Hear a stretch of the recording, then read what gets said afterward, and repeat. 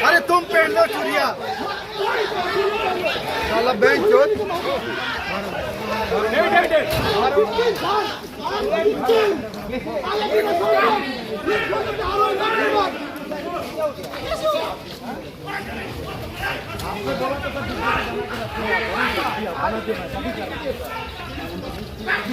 अभी मैं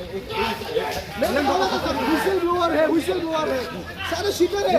नहीं आप गलत कर रहे हैं। शीटर है सारे आपके सामने तक आ गया सामने हमारा लोग तो नहीं आया। एजेंट वाला मारपीट करता है क्या देख लेता है। मतलब अभी ठीक है, अरे जीतना है हारना है, अभी आप लोग ठीक है विनिंग के आगे विक्ट्री पे आगे तो आप लोग मारोगे। It's so strange.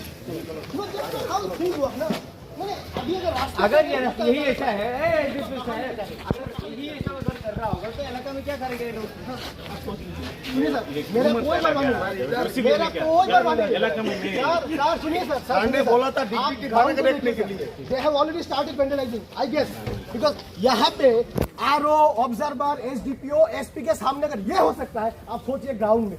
सर आप लोग प्रेस से एक ही विनती है, आप लोग ग्राउंड को कवर कीजिए।